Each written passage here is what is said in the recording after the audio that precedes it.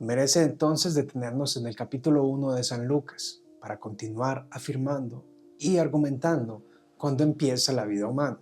Recuerda que Lucas el evangelista era un médico, así que él sabía de ciencia.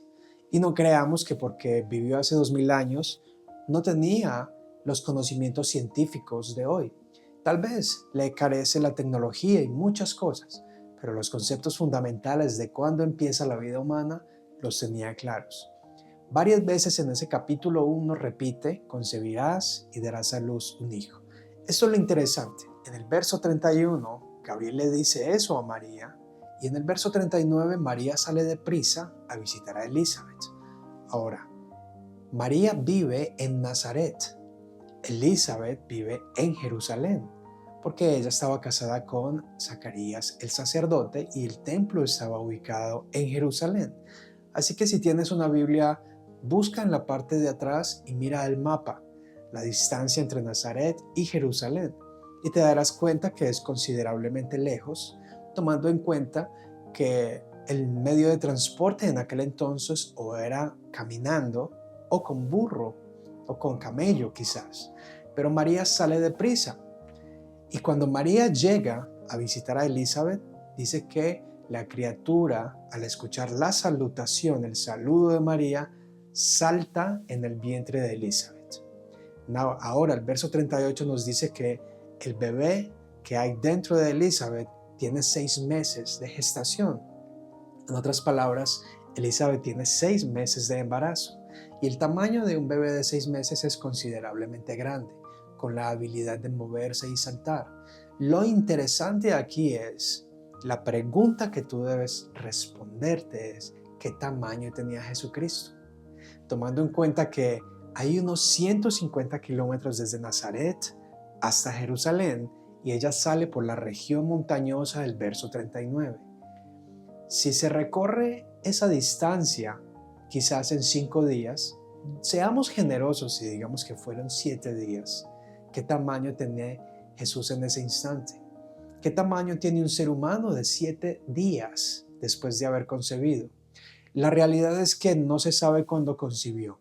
Lo que se sabe es que cuando llega a la casa de Elizabeth, ya ha concebido. Y podríamos inferir, ya que implantarse dentro de el útero de la madre después de la concepción una semana aproximadamente. Así que podríamos decir que Jesús era un pequeño ser humano del tamaño de un punto. Estaba en un proceso de desarrollo muy pequeño y tal vez ni siquiera estaba implantado. Así que mira que la Biblia nos da respuestas contundentes. Jesús es verdaderamente Dios y verdaderamente hombre, como lo dice el credo de los apóstoles. Y en ese instante Él se encarna en la concepción. Hebreos 2, verso 17 nos dice que Él debía ser semejante a los hermanos.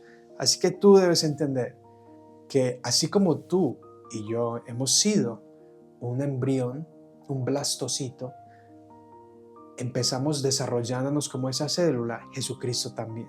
Jesús vivió los mismos 9 meses de gestación que tú.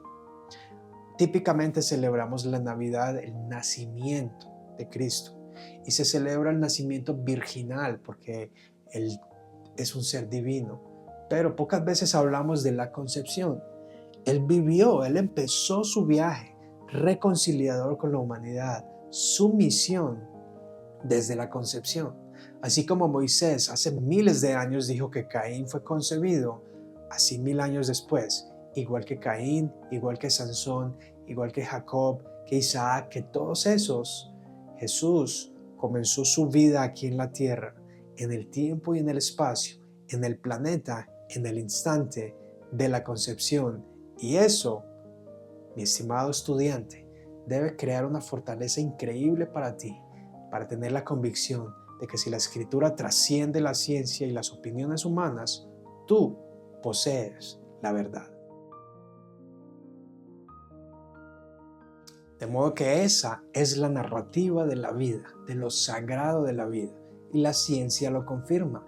En el instante de la concepción, por la unión de un espermatozoide masculino con un óvulo femenino, desde las etapas más tempranas del desarrollo. La embriología afirma que hay un ser humano único, irrepetible, en desarrollo. Así que a eso se le llama la visión sustancialista. Dentro de la narrativa de lo sagrado de la vida está la visión sustancialista. ¿Qué quiere decir eso?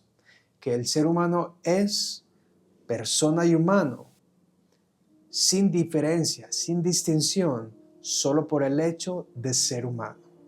En otras palabras, por el hombre ser creado en la imagen de Dios, con valor intrínseco, mujer y hombre, el ser humano tiene derecho a vivir. Mejor dicho, para ser humano y para tener derechos humanos, ningún humano tiene que hacer nada ni algo para ser humano. Ser humano es un estatus. Se es humano o no se es humano. Esa es la cuestión, como decía el filósofo, ser o no ser. Y aquí es un asunto de la verdad versus el relativismo. La verdad es que se es humano o no se es humano. Es una ley de no contradicción. Nadie puede ser y no ser al mismo tiempo y en la misma relación. A no puede ser B y B no puede ser A al mismo tiempo y en la misma relación. Tú no puedes estar ahí y a la vez no estar al mismo tiempo. De igual manera, el no nacido no puede ser humano y sí serlo a la misma vez. Los proponentes del aborto dicen que depende de la mujer, que si la mujer cree que es humano, entonces lo es. Pero si ella no cree que tiene un hijo, entonces tiene todo el derecho de abortarlo. Pero la verdad es que el ser humano es humano y no necesita nada para hacer, no tiene que hacer nada. Además, sus capacidades se desarrollan posteriormente a su ser. Mejor dicho, el ser humano es primero y luego se desarrollan sus capacidades. Esas son capacidades accidentales. Lo que hace que sus capacidades que se desarrollen con el tiempo no es lo que lo hacen humano, sino que lo que le da identidad como humano es el hecho de ser, de provenir de dos humanos. Eso es lo que dice una autora argentina al respecto. Desde las etapas muy tempranas de la vida del ser humano, embrionaria y fetal, es el mismo individuo concreto, dotado de naturaleza ontológica única y propia, debido a que los seres sustanciales son ontológicamente primero que sus partes o capacidades. El ser humano desde el momento de su concepción tiene naturaleza humana porque pertenece a la especie humana, siendo por lo tanto una persona humana. Ahora, ¿cuál es la visión que domina la narrativa pro aborto? En otras palabras, ¿qué cosmovisión y qué concepto del hombre domina la postura pro aborto de modo que justifiquen el aborto por cualquier o ninguna razón? Es la visión funcionalista. Opuesto a la de sustancia, la funcionalista lo que propone es que un ser humano merece vivir solo y solo si tendrá calidad de vida. O que alguien es humano pero no es persona a menos que sea dependiente de él mismo. O que las personas con más capacidades desarrolladas básicamente tienen derecho a vivir o se puede seleccionar si van a nacer o no solo por tener más capacidades. Entonces la versión funcionalista la puedes escuchar con expresiones como: ese niño tiene malformación, va a sufrir, sus padres van a sufrir, será una carga para la sociedad, es mejor que no nazca. Eso representa la visión funcionalista.